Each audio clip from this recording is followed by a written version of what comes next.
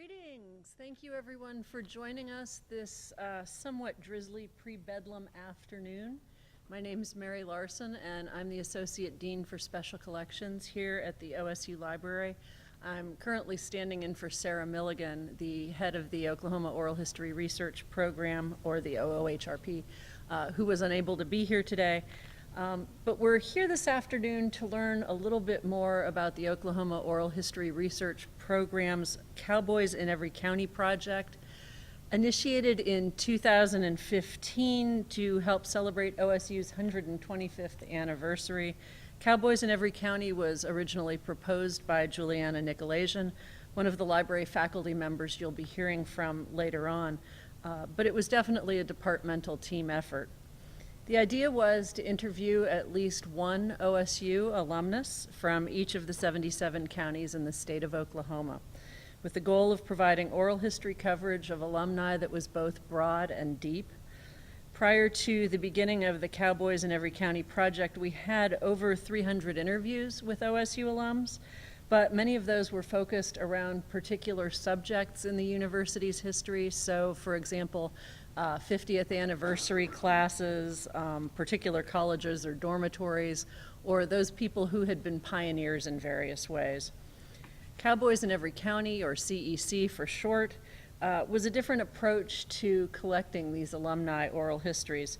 The OOHRP wanted to intentionally gather stories that might not have been heard before from alums who weren't necessarily well represented in the collections already.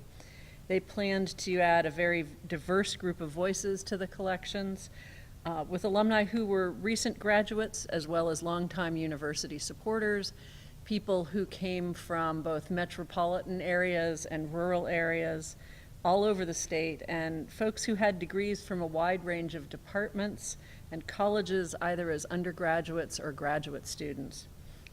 Along with actually gathering the interviews, the OOHRP also wanted to use this project to increase its profile on campus in places like the Alumni Association, the Foundation, with extension officers in various colleges. And the goal was also to give us more opportunities to broaden the library's network outside of campus and around the state, with libraries, museums, and other cultural heritage institutions. There was also the hope that getting out into the state even more than we already did, and listening to even more people, would give the public a way to let the OOHRP know how they wanted to be presented and represented in the archive, and to provide ideas for future projects that we might be able to do further down the road. The end result was an incredible group of oral histories conducted with a range of chroniclers. And to give you a sense of how much variety there was in the resulting interviews, I want to share a few statistics with you, and bear with me on this, but these are really interesting. This was a very travel-intensive project, as you might guess, with something that covers the entirety of our somewhat far-flung state. According to Google Maps time estimates, at least, it is almost 6 hours from Stillwater to the northwestern corner of the state, out just past Boise City. Almost 4 hours to the southwestern corner of the state, about 3 hours to the northeastern corner, and 4.5 to the far southeast.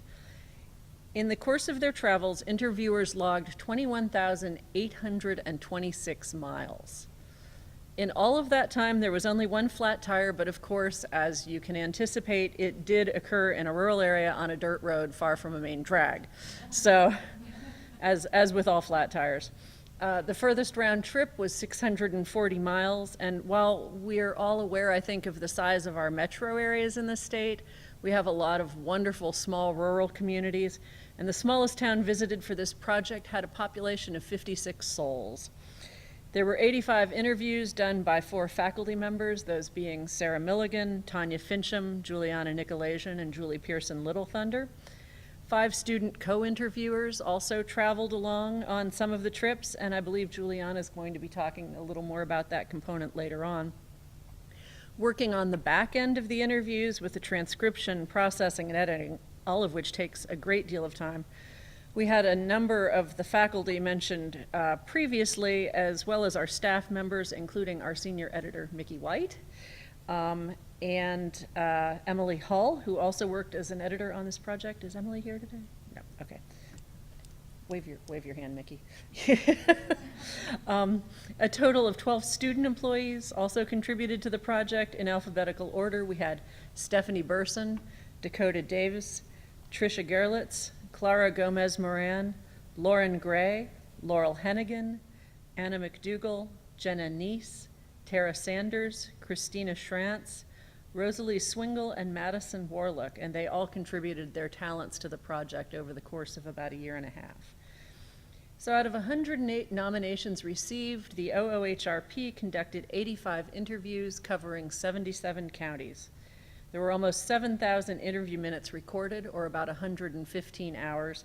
And for those of you who are technologically curious, that's about 104 gigabytes of audio and 1.38 terabytes of video, which makes our systems people go, Gender representation was fairly even on the project, with 47 men and 41 women having been interviewed, and we had 3 cowboy couples who were interviewed together, which is why you have 85 interviews and 88 interviewees for those of you who were checking my math.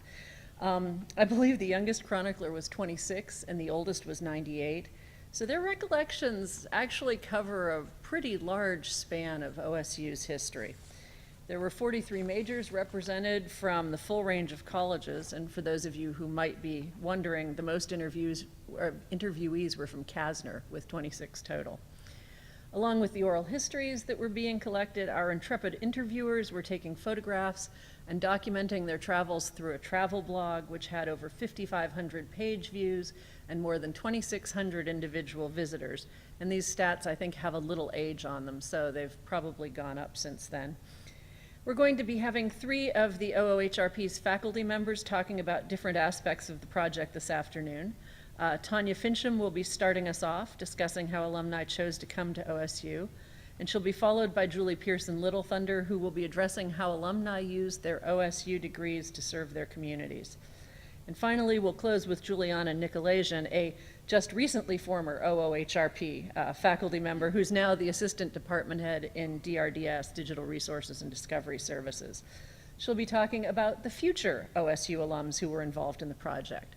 That is, the OOHRP's student employees, and their work with the project and the resulting travel blog. When they're done, we may have some time for questions, and we'll wrap things up after that. But with that, I'd like to introduce you to Dr. Tanya Fincham.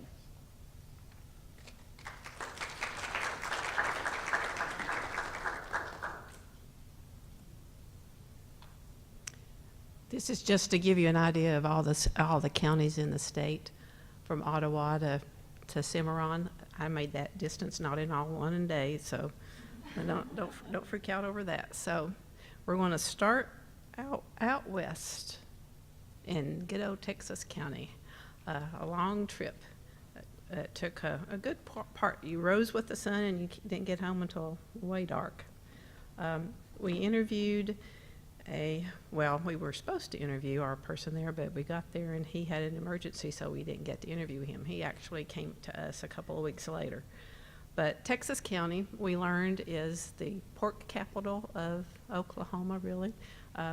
Somewhere I read that they raise over 4 million hogs a year. So there's a lot of that going out in the area. Of course, oil and gas and agriculture of other kinds of cattle. Usually when I would start, before I even got to the interview, I would visit the town, go down Main Street, get an idea of that sense of place, what might be there, what's unique to that area, and then I would try to get to the county seat for that particular county. This picture is from Main Street, Guymon. Guymon is the county seat for Texas County. It has about 20,000 or so. The county itself has about 20,000 people, and the town of Guymon has over half of that, so you give an idea of what else is out there, not town-wise. And Mr. Freeman, who we're going to hear from a little bit later, is actually from the town of Texhoma, which is on the state line between Texas and Oklahoma. That's unique in that no matter which side of the state line you live on, you can choose whether you go to Texas schools or to Oklahoma universities, either one, and pay in-state tuition. So it's kind of cool. Texhoma is about 20 miles southwest of Guyman. And that's where he grew up. And for fun on Saturdays, mostly the high school kids would do what they called packing bricks, which meant they cruised Main Street. Main Street had been paved with during the WPA program with bricks, so they would cruise Main Street. He graduated with a class of around 32, I think he said, in his high school, so a very small rural school. And he had challenges when he got here, English comp being the main one. And so as the second person we'll hear from is the same thing, composition. They learned how to do various things in English, but not write a paper and do what you need to do to write a paper.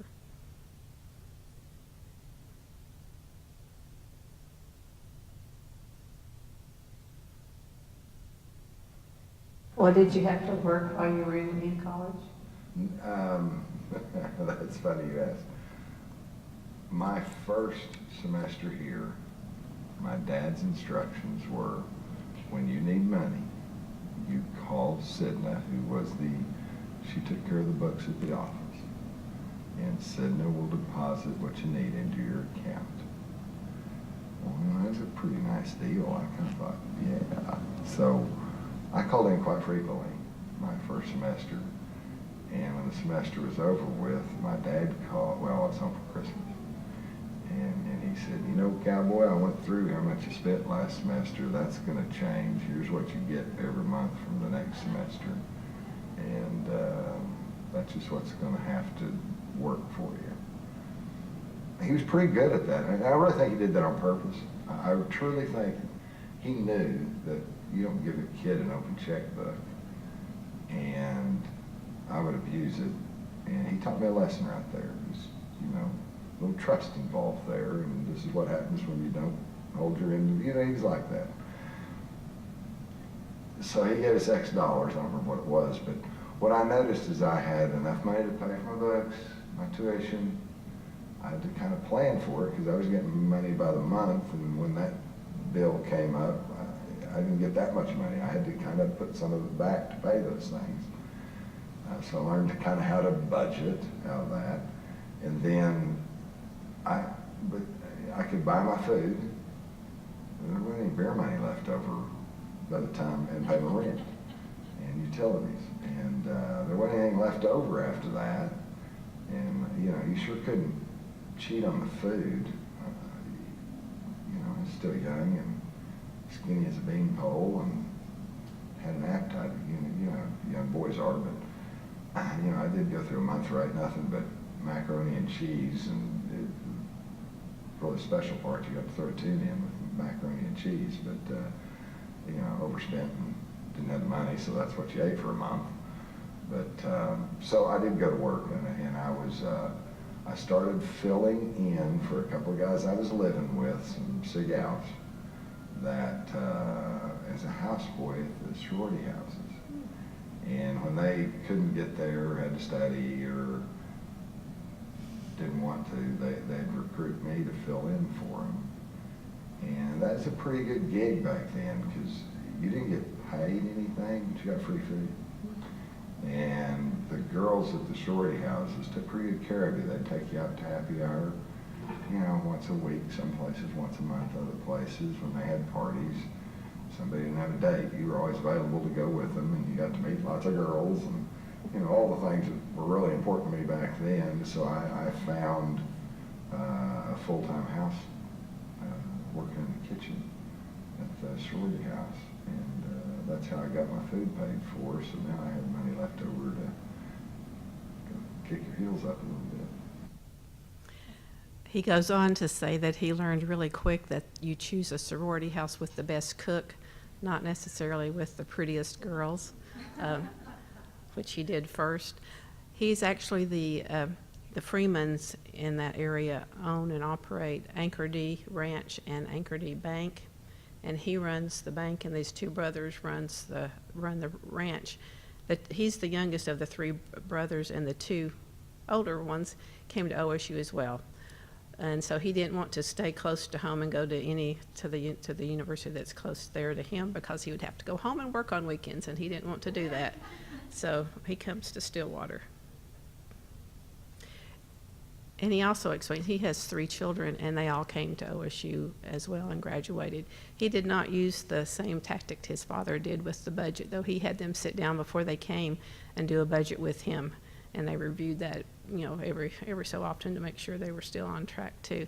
Being a banker, I guess that makes sense too. I couldn't resist. This is one of my favorite pictures from this trip. This is in a little town called Adams, which is on the east side of Guyman.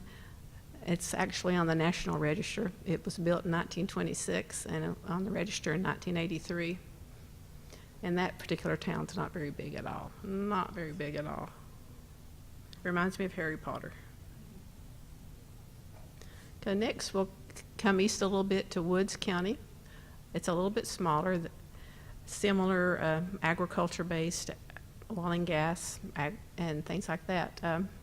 It's not as big. I think there's like 12,000 in that particular county. Oh, nope, 9,000. And the county seat is Alva. And a lot of the little towns would have murals painted, and this is one of the ones that you can tell it's pretty new. It's still in good shape. Close to the campus there of Northwestern Oklahoma State University's there. And grain elevators, you can't really resist either. You know you're in Oklahoma, or Kansas, I guess, but in this case, Oklahoma. That's Wheeler Brothers, pretty big. Mr. Buckles graduated in 1964 in education, but he always wanted to be a farmer, like his dad. His dad was a farmer and a math teacher in a high school, and actually tutored him in math before he came to OSU. And it was understood that he would go to Oklahoma State because his mother's brother had graduated from here with a degree in engineering and had gone off and done quite well, so they wanted him to do the same. We're going to hear from him. He is also in the financial, he retired in 2007 as the CEO and chairman of a bank there in Alva. Quite a distance from education to get into the banking business. We want to hear from him. I really had to work hard. Nobody will ever comprehend how many hours I studied trying to catch up. In fact, I had to take the first math course. It was considered remedial algebra, and it was a Tuesday, Thursday, Saturday morning class, 7:30 in the morning. Saturday, yeah, Tuesday, Thursday, Saturday. And engineering chemistry, engineering physics. I never had either in high school. They had one story that was interesting is they had an old chemistry lab in Quonset buildings, close to Cordell Hall. They're not there any longer. And the head of the chemistry lab was a lady by the name of Miss Lippert. She's probably 6'2" and weighed well over 300 pounds. And I couldn't even read my class schedule. It shows you how green I was. And I got to her lab the first day about 15 minutes late. They'd already met and dismissed. And I walked in and she said, "Who are you?" I said, "Well, I'm Bill Buckles." "Where you been, Buckles? You're late." I said, "Well, I'm sorry. I couldn't tell exactly where this was, and I'm not familiar with the campus," which was true. She said, "You think you can waltz in here and grin and be friendly just like Wes Watkins and get anything you want?" And of course, I knew who Wes Watkins was because he was president of our state FFA chapter. I said, "No, ma'am, I just didn't know." She said, "Well, here's the periodic chart. You have it memorized by the next meeting and be here." And I had that thing memorized. I had no idea what those chemicals were or what a valence meant, but I understood. I had them all memorized. And that's kind of the way the first year or two went. I memorized a lot. He goes on to say his freshman year, the only class he made a B in was English composition, so like the other one. He actually was very active in FFA and 4-H and had been to campus when he was 12 as part of 4-H Roundup, which seemed to be a common theme with some of the ones that I've interviewed. 4-H has brought a lot of alum to OSU. This is his home, just something, there's not much in his hometown, Tacoma. So we went from Texoma to Tacoma. There's a grain elevator there, of course, and then the water tower and the 2 horses. That was the only living things I saw around that day. And his graduating high school class had 22 in it. And one of the questions I typically ask was about loyalty to OSU, and so we're going to hear his answer to that. Well, there's something about OSU that makes people loyal. Do you have any input on what you think? Yes, I do, and I see it more now since I'm not studying 20 hours a day. People are friendly. They're accepting, no matter what your lot in life. They don't look down on you if you're not the rich kid on the block or you come from a prosperous area. There's a lot of people who come from farm areas and rural areas that are just like you. And they have backgrounds just like yours. And I think that's important. And I know that my mother had a real bias against OU and told me she wanted very much to be part of the sorority scene when she went down there, and she was not accepted. And that's probably part of the reason it was understood I would go to OSU. A good thing in the end. But I think it's because of just the friendliness of the university. Okay. It's something that's a good way to end for this too, is every alum was friendly to us and welcoming, and they gave me a tour of their house before we actually sat down to interview, and they've done a lot for the university, have given back in various ways. So him and his wife, Bill and Billy Buckles. So Julie Pearson-Little Thunder is next.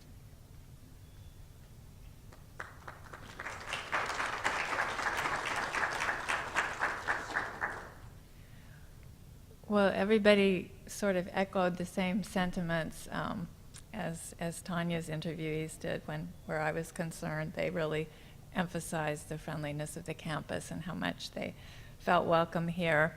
And I noticed another theme, which was that they really wanted to serve their communities, both inside and outside of their work. So they all did that. I mean, whether it was a rancher in Tahlequah, or it was a school teacher in Nowata, or a banker in Claremore, they all did that. They were all involved in their communities while they were working and after their retirement.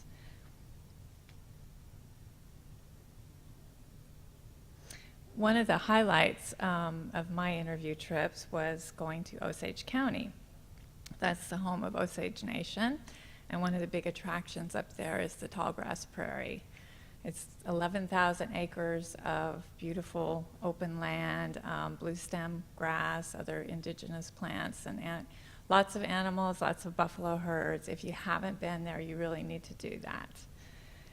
I went on into Pawhuska, which is the county seat, and found this beautiful mural, an Osage dancer, on the side of the Osage Language Building there. And I was there to interview an Osage citizen, Danette Daniels, who came to school here. She knew from age 14 that she wanted to be a counselor because her parents had gotten divorced when she was young. So she came here and she just barreled through her studies, undergrad, grad, and then went to work for Edmond Family Services for the Court Assistance Program and for K County Family Services. After a while, she got out of that field and she went back to her hometown of Fairfax, and she went ahead and helped them with their language program. But eventually she came to Pawhuska and opened an art gallery. So this is not her first gallery here that you're seeing. She had actually opened one called the Cedar Chest, and the roof collapsed at some point, and there was asbestos contamination, and she lost like all her inventory. She had to start over from scratch. However, the film crew from August Osage County had stopped in to her gallery And they had needed a couple of properties for the set, so they'd purchased an amulet from her that the housekeeper wears, and they also purchased an antique tea set. So if you haven't seen the movie, or you see the movie again, watch for those things. Those are hers. Obviously, it's a beautiful place and a really welcoming place, and I want you to particularly notice the table, because when I talked to Danette about her, at the end of the interview, we were just kind of asking a rote question about how she had, what she had gotten from her education here. I thought that she really summarized sort of the driving passions that she has.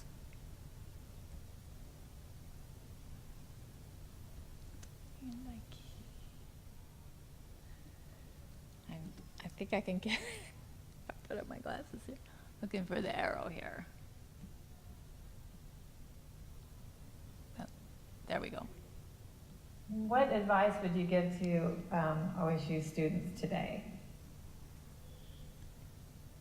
My advice would be to stay true to themselves, to never give up, and to stay with it, complete that degree, complete the second degree, and to serve other people. And in a way, your store is kind of It's like- continuing that tradition. Yeah, I mean, we have this big table set up, and so it's also kind of like a community center. We have a lot of people come in to visit, drink coffee, talk about things that are going on in the community and in their lives. And then we have some people, I love it when people come in, she goes, I'm just coming in just to get inspired. Wow. I know, I love that. And then I had a lady come in the other day, she made 2 steps into the front door, and she just spilled her heart out. She goes, I just really needed to talk, and thank you for listening, So she was still a really good listener at her gallery. At the end of the interview, as I was packing up, she told me that Ree Drummond had announced that she was going to be opening the Pioneer Woman store around the corner from her. So their 1-year anniversary was October 31st, and Daniel's business has been booming ever since that store opened. I also went to Lincoln County, and this is the Cross Timbers area, and if you're not familiar with that term, it's where the eastern woodlands meet the Great Plains. So it's a mixture of savanna and prairie and trees, really pretty. I took this picture as I came into town. And I also took this picture in Chandler of the museum, just really nice stonework there.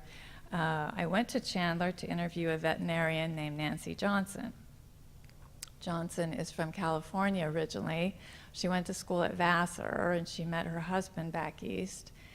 And when she decided she wanted to go back to school and be a vet, she already had a couple of kids, and she talked her husband into coming to Oklahoma State to teach so that she could enroll in our vet program here.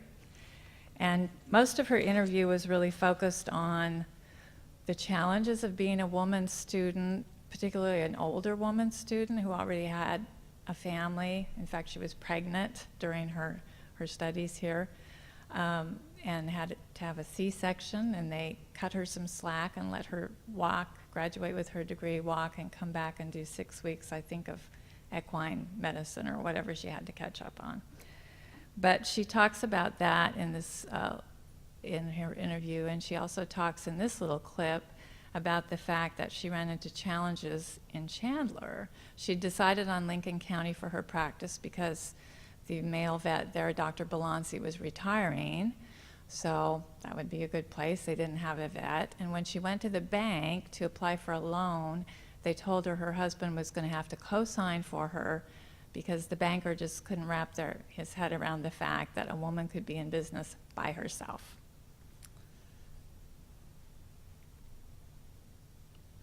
At first, there were some, things that come in. It was a female veterinarian, and I was probably the first veterinarian in the county that was a female. And I know that my husband was away the day before my birthday in February. We had a terrible snowstorm, and I was called out to do a C-section on a cow, and I had to leave my children at home alone, which was hard because we're on a farm and we only had a wood stove, and it was really a bad storm, and my husband wasn't home. So I did go out and I had a Cummins diesel truck, and I went out and I cut this cow open and got this huge calf out. And Dr. Balanci could swing the thing over his head like he was 6'4", and I dragged it over to a fence and beat on it. But it was the typical old farm. This man was, he must have been 85. His wife was dead. I drove up to where the heifer cow was, and there was to your knees in baling wire and bags of old feeds, you know. And I had to have the headlights on the cow. He didn't have a stanchion. And I finally got the calf and everything done, and he got so excited that he'd take the flashlight off when I was trying to sew her up. Then he had to go have coffee. I think it took me 4.5 hours to get home by the time I sewed her up because I didn't have any help. And, it was typical, 1930 veterinary medicine, I think. So when I got home, my husband was relieved to see me, and I was glad to be there. And by the next day, every coffee shop in Lincoln County knew that I had saved this calf, and I was a woman. It was kind of funny. And she's really passionate about her community too, and they're devoted to her. She told me that her clients think that she can talk to dogs. She had this male widower who kept bringing his dog in every day to be examined. She figured out he was just lonely, and so she had him enrolled in cooking classes. And I want to end with a quote from her because I think it kind of summarizes her relationship there. In a small town, vets or family, people don't feel that way about their doctors or dentists.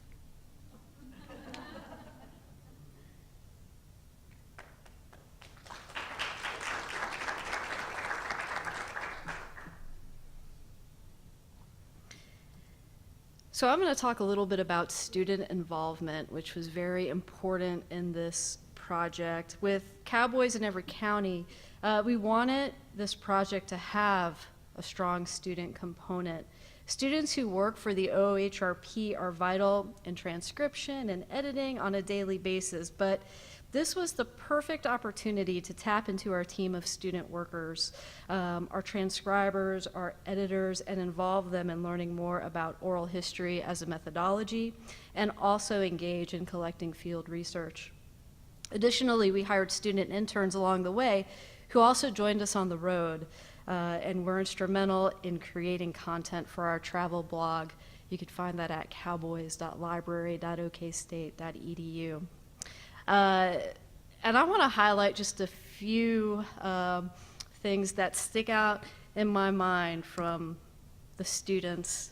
And one that comes to mind is Craig County, which went a little too far. Craig County, our first intern hired for this project was Taryn Sanderson in 2015, and she was a senior majoring in strategic communications. And one particular memory stands out. This was our first trip together, and we're headed to Craig County. We're going to Welch, Oklahoma, which is a real small town. And she says, "Juliana, I just saw Elvis." I'm like, "What? No, like Elvis, the king of rock and roll Elvis?" And she said, "Yes." And so I made a U-turn, and she takes this photograph, and that always sticks out in my mind that, you know what, Elvis lives. He lives on a porch in Welch, Oklahoma. And we learned after our interview with Casey Walker that he's been there for quite some time. So go say hi.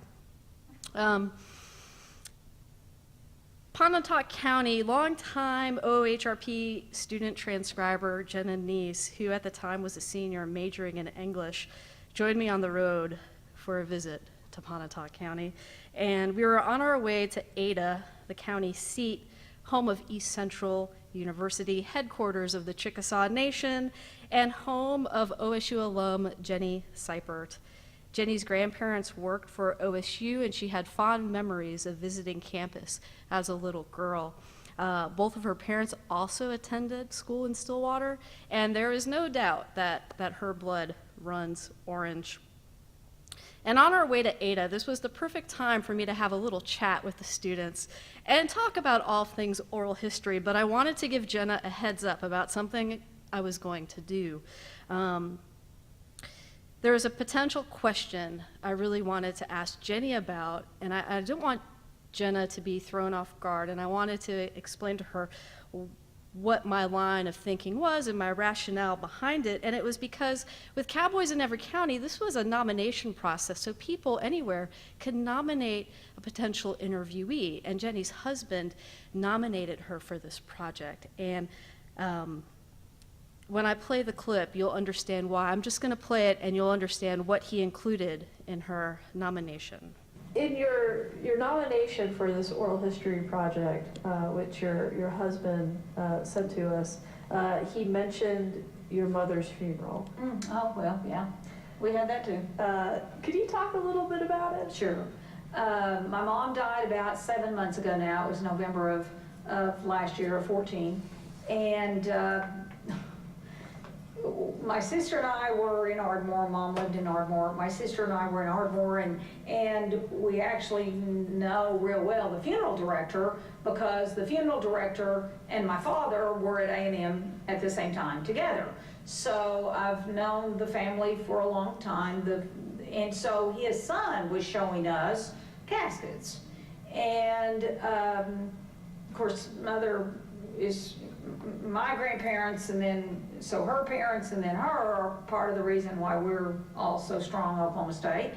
And so then he says, I mean, we've seen all the caskets, and we see this wall, and we see that wall, and then we come to the third wall, and then he has this notebook over here, and he says, now, I'm not trying to push this off on you or anything, but he knows us. He knows my family. He knew my dad went to A&M. I mean, he knows us.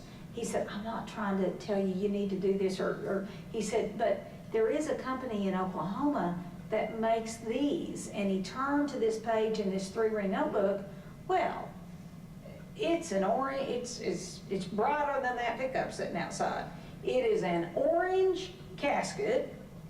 And you open it up, open the lid up, and it's white satin stuff, whatever that material is, and there's the big O in the middle of that lid that opens up, and there's, I think, Pistol Pete somewhere. Oh, it's on that little piece of fabric that folds back. Pistol Pete's right down here in that little corner, you know, and my sister looks at me and just immediately said, that's it. That's what we're going to do. And so we had an orange Pistol Pete Oklahoma State casket. So then it came time to figure out what we're going to put mother in. And so she had made it Chris's University Spirit or Pistol Pete's. Could have been either one of them. She had it, because we go to both frequently. She had made a sweatshirt that said alumni across the top, and then OSU embroidered on it. And so we were going through her closet to find out what we thought we needed to put her in, and it was November, so a sweatshirt was appropriate. And so we put her in that OSU alumni sweatshirt with her Pistol Pete gold necklace around her neck, and there we go. So, and then we had the fight songs played as we were leaving the church, and all of them, and the Harvey Douglas Funeral Home had those, of course, recorded for us, and we played those as we were going out, and we sang the alma mater, and it was good. It was good. What a great tribute. Everybody was happy. It was, I mean, don't get me wrong. I'm all about there's more to life than Oklahoma State. I get that. It was appropriate for her. There was no question. Everybody knew we celebrated my mother's life, which is what a funeral should be, and we did celebrate her life, and she would have been pleased. You know, Jenny, right after this interaction, she says, you know, that's who we are. It's what we are. It's in our makeup, and you could definitely tell that came across. So I think that's definitely a memory that stands out in my mind from our travels. this is the orange truck she was referring to, because I was really curious and we had to go see it after. Murray County. It should come as no surprise that I conducted the interview for Murray County. I really like stopping for fried pie in Davis, Oklahoma. I must say that I have visited that particular establishment in Davis with several students when we were out on the road. When we visited Luann Waters in Garvin County, we stopped for fried pie as well with my student, which was a lot of fun. So for this particular interview, Davis was actually where I needed to be. On the road with me was English major Anna McDougall, who at the time was a recent graduate. We were on our way to visit OSU alum Casey Kilblane. And Anna and Casey really hit it off. They shared Pan-Hellenic experiences before the interview, which is great. That's why you want to bring students so that they can engage with the alums you're meeting, and it was wonderful to see those two interacting, and that's also why I enjoy bringing students on the road. And at the end of the interview, the very end of the interview, Anna asked a question, and I always love it when the students pipe up and they ask a question, and so this is her question. Well, I guess I have one question. As a recent graduate, what advice would you have for current students or people that are just leaving OSU, having gone through just the whole college experience yourself? Stay connected. Stay connected. Definitely stay connected with the friends that you have now, and know that even some of those that weren't your closest, your paths can cross at any point in time, and that's something that I don't think you value until it happens to you. You know, that you will see that down the road. And stay involved with the university. I mean, they've got a ton of ways to do that now. Very easy, you know, I mean, which, and I think that you all, as opposed to our generation, have such a greater uptake on that, because the emphasis at college now is to be involved.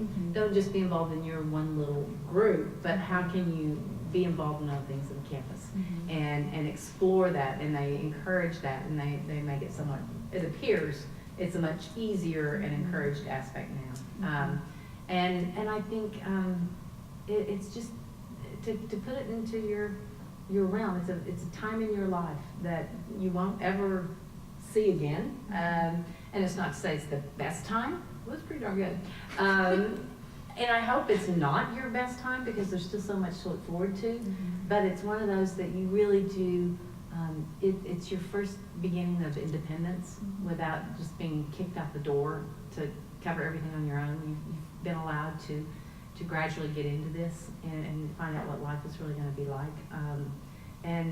And just to value it, I think is the biggest thing, because it's hard at someone graduating to really understand more than your sheet of paper, the value that you've got with it, because there's so much more to college than just the diploma. And when you have the opportunity and you've been given that opportunity to participate in campus life and to participate in college, value that and really cherish it, because there are a lot that, you know, they don't get that opportunity, you know, that they are just getting that diploma so that they can afford themselves and get better jobs, and you have to have that. So when you've had that opportunity, really relish it and cherish it, and then give back. You know, how are you going to make a difference for those coming behind you? Because you will be blessed way more than they are. I've made mention of just a few of our students who were involved in this project, but all contributed so much in a multitude of ways. And we're so very grateful for their help throughout, including Taryn and Anna, Madison, Jenna, Christina, Laurel, Stephanie, Clara, Lauren, Dakota, Trisha, and Rosalie. Moving a little bit to our blog, our travel blog, on average, it takes about a year from the time we sit down and record an interview until it is fully processed. And in order to update everybody on the progress of this project, we created a travel blog. which highlights the people and the places we have visited. We're still adding to this blog. We have a few more counties to add to this website, but you could always take a look back on our adventures by visiting cowboys.library.okstate.edu, which contains content that our students wrote for this site. You know, many miles, countless stories of Oklahoma and Oklahoma State University, a team of interviewers and students and editors and staff members skilled in processing, all with a goal to record and document at least one oral history interview with OSU alums in every Oklahoma county.